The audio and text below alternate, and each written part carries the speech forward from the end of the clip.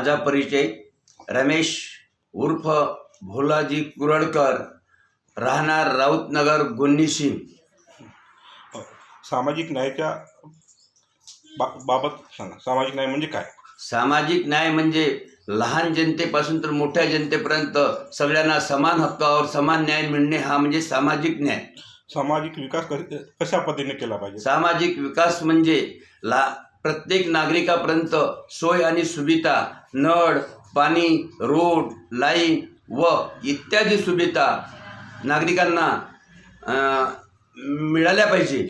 समाजसेवा कशी केल्या पाहिजे? समाजसेवा म्हणजे घरावर तुळशीपत्र ठेवून आम्ही 2005 पासून ह्या गोन्नीशिम परिसरात आणि बहादुरा ग्रामपंचायतमध्ये लोकांना जाण्याकरता रस्ते नव्हते, रस्त्याचे कामसुद्धा आम्ही रस्त्याचे काम केले, पिण्याच्या पाण्याचं नळ लाईन आणली व तसेच इथे सगळा अंधारमय एरिया होता, प्रत्येकाला आपण उजेडात आणले। सामुदायिक जागरूकता आणि त्याच्या संबंधित सरकारने कोणते ठोस कदम उचलले पाहिजेत? जनजागृती करता आपण सुद्धा शासनाला मदत केली पाहिजे व एवढंच नव्हे तर आपल्या गोरगरिबावर कुठल्याही प्रकारचा अन्याय झाला पाहिजे नाही व तसेच महिला व युवा पुरुषावर सुद्धा युवा मुलावर सुद्धा अन्याय झाला पाहिजे नाही, यांना आपण समाजकार्याकडे ओढण्याचे प्रयत्न केले पाहिजे। सर, तुम्ही युवा आणि महिला पुरुष यांनी याच्यावर जनहित जागृती कशी केली पाहिजे? महिलांना सन्मान आणि बेटी बचाव बेटी पढाव हा एक आमचा नारा आहे आणि तो महिला करता आहे। आणि मुली सुद्धा ज्या प्रकारे शिक्षण घेण्याकरता जातो आणि त्यांनी आपल्याकरता कसं शिक्षण घ्यायला पाहिजे किंवा आपल्या कुटुंबाला कशी ओढण द्यायला पाहिजे, हे महिलापासूनच घराची सुरुवात होते। आणि महिला तर चांगल्या सक्षम बनल्या तर आपला देश, भारत, राज्य, गाव सक्षम बनल्याशिवाय राहणार नाही। सरकारने या संबंधित कोणते कदम उठवले पाहिजे? सरकारने कोणती योजना आणल्या पाहिजे? सरकारने याकरता योजना आणलेल्या आहे, पण त्या योजनेचा आपण पुरेपूर लाभ घेत नाही। सर, थोडं एक सांगा, रोजगार, गरिबी निवारा यांच्यावर तुमचे मत काय आहे? रोजगार आपल्याला स्वतःच निर्माण करावं लागते, कारण आपण रोजगारापासून दूर का जातो आहे? आपण आळशीपणा करतो आणि जे काम आपल्या हातात असते त्या कामाला आपण टाळतो, म्हणून आपल्या हाताला रोजगार मिळत नाही। पण रोजगार प्रत्येक व्यक्तीला सरकार रोजगार देऊ शकत नाही, आपण स्वतः मेहनत करून रोजगार निर्माण करावं लागते। सर, आता नगरपंचायत चुनाव आहे, नगरपंचायत तर तुम्ही परिचारक भरणार आहे का?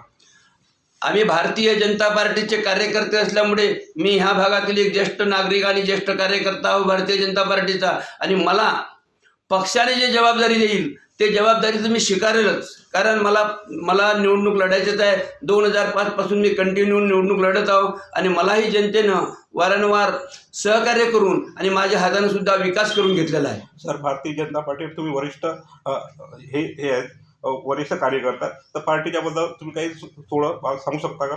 पार्टीबद्दल म्हणजे इथे आम्हाला सांगण्याजोगं म्हणजे का 2000 पासून ह्या भागामध्ये कुठल्याही प्रकारचा विकास नव्हता। जो काही ह्या गोन्नीशिम, बहादुरा, खरबी या परिसरात जो विकास ग्रामपंचायत पासून तर नगरपंचायतमध्ये जो विकास झालेला आहे, हा भारतीय जनता पार्टी सन्माननीय आदरणीय चंद्रशेखरजी बावनकुळे, टेकचंदजी सावरकर व इत्यादी जिल्हा परिषद सदस्य सुभाषजी गुजरकर, पंचायत समिती सदस्य शुभांगिनी गायदने व गट ग्रामपंचायतचे सरपंच भोलाजी कुरडकर आणि इतर सुद्धा आजी माजी सरपंच यांच्यामुळे ह्या भागाचा विकास झालेला आहे। आता समजा सर, भारतीय जनता पार्टीचे पुन्हा सरकार बसले नगरपंचायत, तर पुन्हा कोणता विकास करणार तुम्ही? आजही आम्ही सांगतो की आम्ही 80-85% विकास झालेला आहे आणि जो 15-20% जो विकास राहिलेला हा संपूर्ण विकास गोरगरिबापर्यंत विकासाच्या योजना व विकासाचा लाभ आणि ज्या अखेरच्या टप्प्यापर्यंत फक्त एक काम राहिलेलं आहे ते गटर लाईनचं। हे गटर लाईनचं काम सुद्धा भारतीय जनता पार्टीनं मंजूर केलेलं आहे आणि शासनानं मंजूर केलेलं आहे। एवढंच नाही तर हे गटर लाईनचं काम सुद्धा लवकरच सुरू होईल।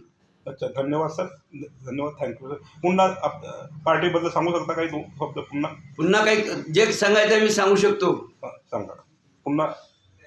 पुन्हा काही सांगायचं पार्टीबद्दल? आमच्या पक्षाने जो विकास केला तो आजपर्यंत कुठल्याही पक्षाने विकास केलेला नाही, पण तरी सुद्धा भारतीय जनता पार्टीच्या विरुद्धात जे नवीन नवीन कार्यकर्ते आणि इतर विरोधक पक्षाचे कार्यकर्ते ज्यांनी एखादा मुरुमाचा गोटाही टाकलेला नाही ते सांगते का यांनी काय केलं, त्यांनी काय केलं. त्यांना हे विचारा तुम्ही पत्रकार म्हणून का तुमच्या घराजवळला रोड हा कोण बनवला, तुमच्या घराजवळला लाईट कोण लावला, तुमच्या घरापर्यंत नळ कोण आणला, तुमच्या घरापासून अंधारातून उजेडात तुम्हाला कोण आणलं. आणि एकही 25 वर्षापासून कुठल्याही विरुद्ध मी कोण्या पक्षाचं नाव घेत नाही, पण आमच्या भारतीय जनता पार्टीच्या पक्षाच्या कार्यकर्त्यांनी सरकारनेच हा विकास केलेला आहे आणि हा विकास पक्षच आमचा करेल. दुसरा कुठलाही पक्ष सत्तेवर आला तर विकास करू शकणार नाही. म्हणून मी जनतेला जनजागृतीकरता सांगू शकतो का येणाऱ्या 2 तारखेच्या निवडणुकीमध्ये भारतीय जनता पार्टीचा अध्यक्ष आणि 17 पैकी 17ही नगरसेवक निवडून द्या. याबद्दल मी तुमचे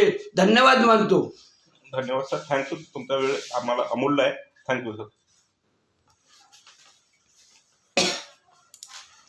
ओके ओके.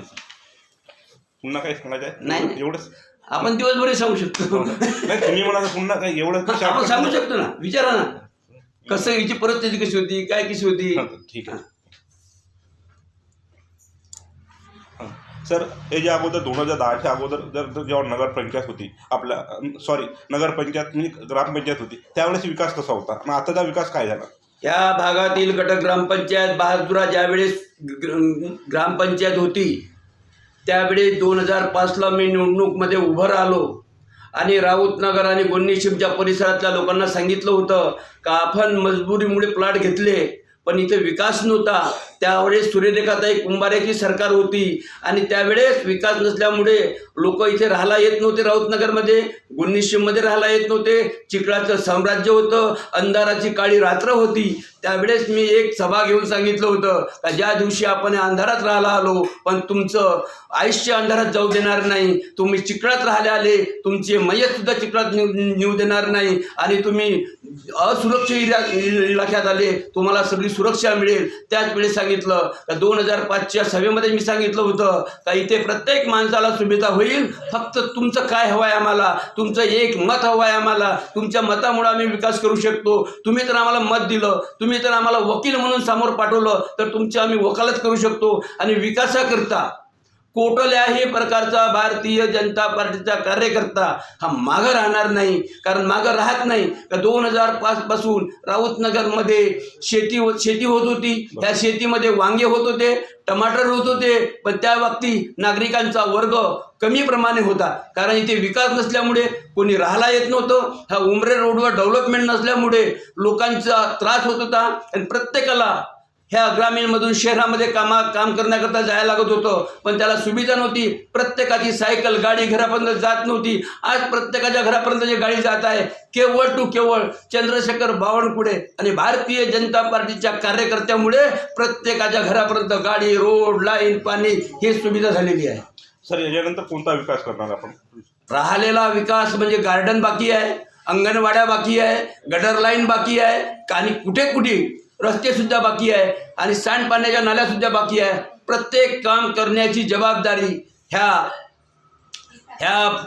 जिल्ह्याचे पालकमंत्री, ह्या मतदारसंघाचे आमदार सन्माननीय आदरणीय चंद्रशेखरजी बावनकुळे साहेब विकासाचे झंझाळ नेते म्हणून काम केल्याशिवाय राहणार नाही. हे आम्हालाच नाही, इथल्या जनतेला, इथल्या मतदात्याला सुद्धा एकच उमेद आहे का भारतीय जनता पार्टीची सरकार आली तर काम झाल्याशिवाय राहणार नाही. धन्यवाद सर.